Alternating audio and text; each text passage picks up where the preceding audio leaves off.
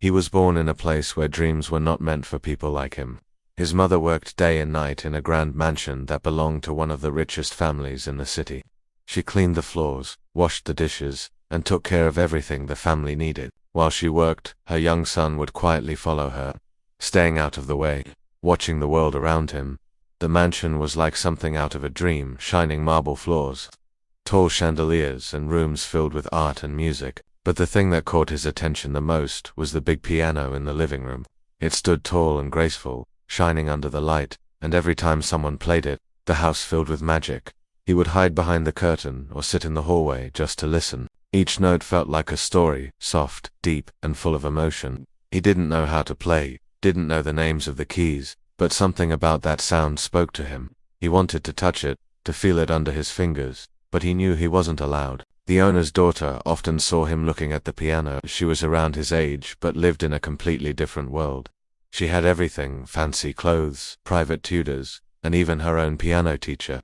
But she didn't like sharing attention. Whenever she saw him near the music room, she frowned. One afternoon, when the boy was quietly sweeping the floor near the piano, she walked in with her friends. They were laughing, talking about music lessons and expensive gifts. She noticed him staring at the piano again and said loudly, "Don't even think about touching that. It's not for people like you." Her friends laughed, and the boy quickly looked down, pretending he didn't hear. Her words stung, but he stayed quiet. He was used to being treated that way. His mother had always told him, "Stay humble. One day, kindness will speak louder than their pride." But still, a part of him hurt, not because she insulted him, but because she couldn't see how much he loved music. That night, after everyone went to sleep, he couldn't stop thinking about the piano. The big hall was silent, the moonlight falling through the windows, and the piano sat there, untouched and glowing softly. His heart began to race. He knew it was wrong, but something inside pushed him forward. He walked slowly into the room, careful not to make a sound. His feet made soft steps on the carpet as he approached the piano. Up close, it looked even more beautiful. He lifted the cover slightly and placed one trembling finger on a white key. A gentle sound filled the air, just one note, but it was enough. It felt like magic. He pressed another key, then another. The sounds blended together, soft and shy, like whispers. He smiled without realizing it. For the first time in his life, he felt something special, something that belonged to him. He didn't know the right way to play, but his heart seemed to guide his fingers. Night after night, he returned. Whenever the mansion was silent, he would sneak in, touch the keys, and play simple melodies by ear.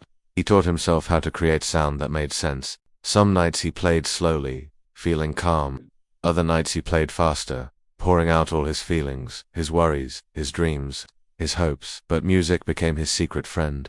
But secrets never stay hidden for long. One evening, while he was lost in his music, the door suddenly opened. The girl stood there, her arms crossed, watching him. The smile on her face wasn't friendly. "What are you doing?" she asked, her voice sharp. He froze, his hands still on the keys. "Yeah, was just," he tried to explain, but before he could finish, she laughed loudly. "You playing my piano, that's ridiculous," he said, stepping closer. "You're just a servant's child. You'll never fit in here. Stop pretending to be something you're not." Her laughter echoed through the hall. The boy felt a sting in his chest, stronger than ever before. His throat tightened, and his eyes burned, but he refused to cry in front of her. He simply stood, lowered his head, and walked away quietly. That night, he didn't sleep. Her words replayed in his mind again and again. "You'll never fit in here." He wanted to forget them, but they cut deep. For days he stayed away from the piano. Whenever he passed by it, he looked away. He told himself maybe she was right, maybe he didn't belong. But deep down, his heart disagreed. He couldn't stop hearing the melodies in his mind. Even without the piano, the music lived inside him. His fingers would tap on the table, his feet would follow rhythms, and his thoughts would dance with sounds. Music wasn't something he chose, it had chosen him. A few weeks later, something unexpected happened. The owner of the mansion hosted a small family dinner, and the piano teacher came to perform for them. The teacher played beautifully, but after a while, he took a short break and left the room.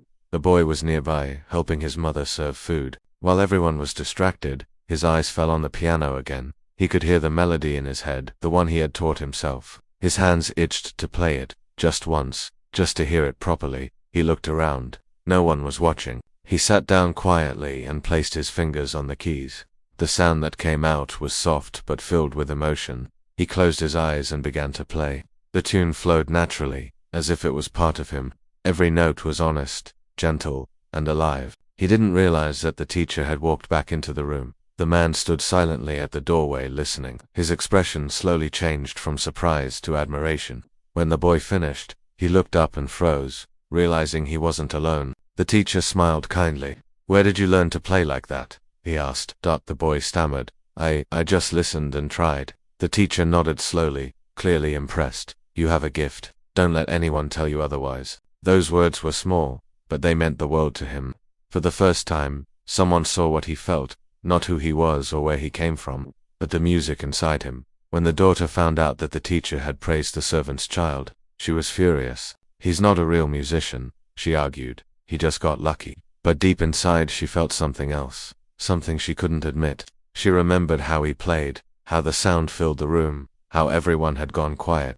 His music had something her lessons never gave her: emotion. The next night, when the boy passed by the piano, he hesitated. He thought about her cruel words, about the laughter, about the shame, but he also remembered what the teacher said: "You have a gift." He sat down again and started to play, not to prove anything, but to express what he felt. His music was soft, full of forgiveness, courage, and hope, unseen by him.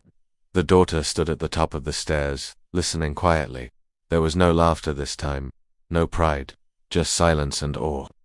For the first time, she didn't see the servant's child. She saw a musician, one whose heart spoke louder than any words could. The boy didn't notice her. He just kept playing, his eyes closed, a small smile on his face. In that moment he didn't care about who belonged or who didn't. He only cared about the sound that connected them, a sound that was bigger than status, money, or pride. That night, under the dim lights of the mansion, he proved something powerful. You don't need to be born in wealth to have greatness inside you. Sometimes, the purest music comes from the ones the world refuses to hear. And though she didn't say a word, the girl knew deep down that she had been wrong all along. Days turned into weeks after that night, but something had changed inside both of them. The boy still came with his mother every morning, helping her carry things, cleaning, or running small errands. He stayed quiet, humble, and focused, but deep inside, the fire of music burned stronger than ever. The daughter, on the other hand, couldn't forget what she heard that night. His playing still echoed in her mind. She had spent years taking lessons from professional teachers, but none of her songs ever sounded that alive. His music had something hers didn't: emotion. She hated to admit it, but she couldn't stop thinking about how wrong she had been. One afternoon, her piano teacher visited again. He was an older man, kind and calm. He asked the daughter to play something for him, but no matter how perfectly she pressed the keys, it all sounded flat, emotionless. The teacher sighed softly and said, "You play well, but music isn't about perfection. It's about feeling. You need to play from the heart." Those words stayed with her all day. When she went to bed that night, she couldn't sleep. The melody she had heard from the servant's child kept replaying in her head, the softness, the honesty, the warmth. She realized that while she had learned the rules of music, he had learned its soul. The next morning, as her father and guests left for a meeting, the mansion grew quiet. She walked to the music room and saw the boy cleaning near the piano. He avoided her gaze, pretending to be busy. For a moment, she stood there, unsure how to start. Finally, she said softly, "Hey, you played really well that night." He froze, not sure if she was serious or mocking him again. Slowly he turned around, his eyes cautious. "Thank you," he said quietly. She looked at the piano, then back at him. "Could you play something again, please?" He hesitated. The last time she saw him play, she laughed at him, but her voice this time was different, calm, almost humble. He didn't want to disrespect her, so he nodded slowly. He sat down, took a deep breath, and placed his fingers on the keys. The first notes were soft, like a morning breeze. The melody grew, filled with gentle emotion. The girl stood there, listening closely. She could feel every note telling a story of struggle, hope, and courage. When he finished, the room fell silent. For a long moment, neither of them spoke. Then she said quietly, "Can you teach me to play like that?" The boy was surprised. "Me, teach you?" She nodded, her tone sincere. "Yes, you play with feeling. I don't know how to do that. I want to learn." He didn't know what to say. She was the daughter of the house, and he was just a servant's son. But her eyes looked honest, not proud or rude. After a pause, he said softly, "I can try." From that day on, something beautiful began to happen. Every afternoon, when no one was around, they would meet by the piano. He would show her how to close her eyes and let her heart lead her fingers. He taught her that every note was like a word, it needed to mean something. She began to understand that music wasn't about being perfect, but about being real.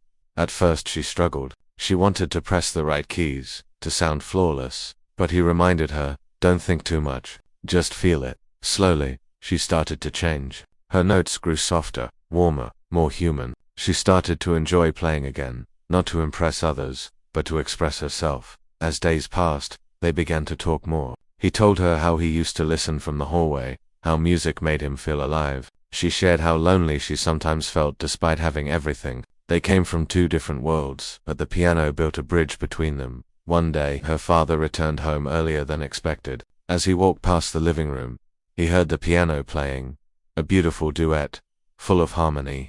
Curious, he peeked inside and saw his daughter sitting beside the servant's child. Both focused, both lost in the music. For a moment, he was speechless. When they finished, he entered the room. The girl quickly stood up, nervous. The boy lowered his head, afraid of what might happen. Who taught you to play like that? The father asked, looking at the boy. Before the boy could answer, the daughter spoke up. He did, father. He's the one who helped me feel the music again.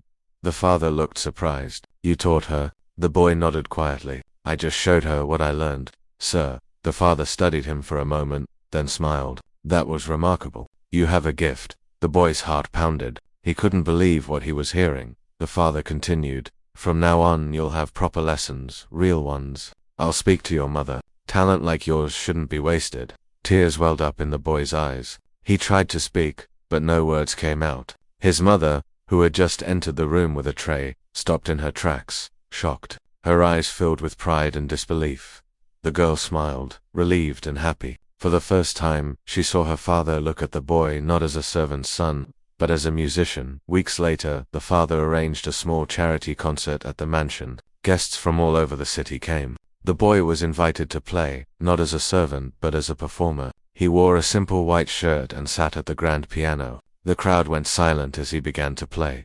His fingers moved with grace and strength, each note filled with life. The audience watched in awe. Some closed their eyes, moved by the music's beauty. When he finished, the room exploded with applause. People stood up, cheering. Many had tears in their eyes. Among the crowd, the girl clapped the loudest. She couldn't stop smiling. The same boy she once insulted had now won the hearts of everyone in the room. The sound of their applause was the loudest answer to every cruel word ever said to him. After the performance, the piano teacher approached the father. That boy is extraordinary, he said. With training, he could play on any stage in the world. The father nodded proudly. Then we'll make sure he does. That night, as the guests left and the lights dimmed, the boy sat by the piano once more. The girl joined him, smiling. Remember when I told you that you'll never fit in here? She said softly.